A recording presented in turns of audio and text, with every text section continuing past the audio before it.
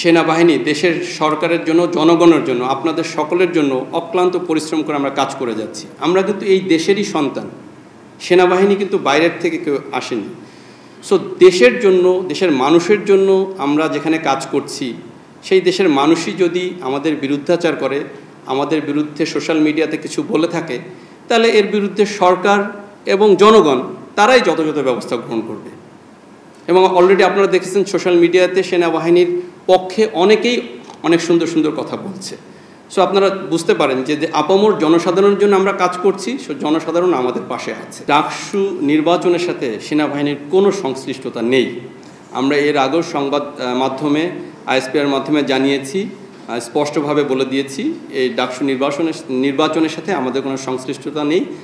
তবুও কিছু কিছু স্বার্থান্বেষী মহল আপনারা দেখেছেন বিভিন্ন গণমাধ্যমে তারা আমাদেরকে ইনফ্যাক্ট কিছু প্রোপাগান্ডা করার চেষ্টা করছে, কিন্তু এই প্রোপাগান্ডা করে আসলে খুব একটা সুবিধা করতে পারবে না। আপনারা জানেন এই নির্বাচনে যারা অংশগ্রহণ করছে আমরা তাদের সকলের মঙ্গল কামনা করি এবং এই নির্বাচনের মাধ্যমে একটি সুস্থ পরিবেশে গণতন্ত্রের চর্চা হবে, এটাই আমরা চাই।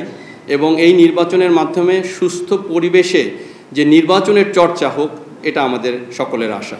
এখন রাজবাড়ির ঘটনাটি আমরা অনেক পরে জানতে পেরেছি, বাট আমরা যখনই জানতে পেরেছি সাথে সাথে সেখানে আমাদের সেনাবাহিনী মোতায়েন করা হয়েছে এবং সেনাবাহিনী মোতায়েন করার পরেই কিন্তু রাত 11টার পরে আপনার সিচুয়েশনটা কন্ট্রোলে এসছে।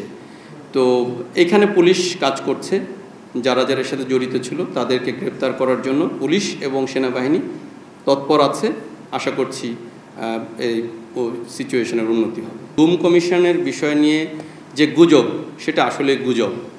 কেননা গুম কমিশনের জন্য, ইনভেস্টিগেশনের জন্য আমাদের যাদেরকে ডাকা হয়েছে সবাই গুম কমিশনের সাথে কথা বলেছে, সর্বাত্মক সহযোগিতা করেছে এবং এখনও সহযোগিতা করে যাচ্ছে। ভবিষ্যতে যদি কোনো সহযোগিতা দরকার হয় বাংলাদেশ সেনাবাহিনী সে সহযোগিতা করে যাবে। সো এই বিষয়ে কোনো কিছু যদি আপনারা শুনে থাকেন সেটা রিয়েলি গুজব। ইলেকশন কমিশন আমরা জেনেছি যে সেনাবাহিনীকে সম্পৃক্ত করা হবে। এখন পর্যন্ত ইলেকশন কমিশন থেকে আমরা কোনো ফর্মাল কোনো নির্দেশনা পাইনি, বাট আমাদের মধ্যে একটা প্রস্তুতি অবশ্যই রয়েছে। সামনের ইলেকশনে আমরা সেই প্রস্তুতি অনুযায়ী গ্রহণ করব। আমাদেরকে ইলেকশন কমিশন থেকে যে দায়িত্ব দেওয়া হবে সেই দায়িত্ব অনুযায়ী আমরা আমাদের দায়িত্ব পালন করব এবং সর্বোচ্চ পেশাদারিত্বের সাথেই সেনাবাহিনী তাদের সেই দায়িত্ব পালন করবে।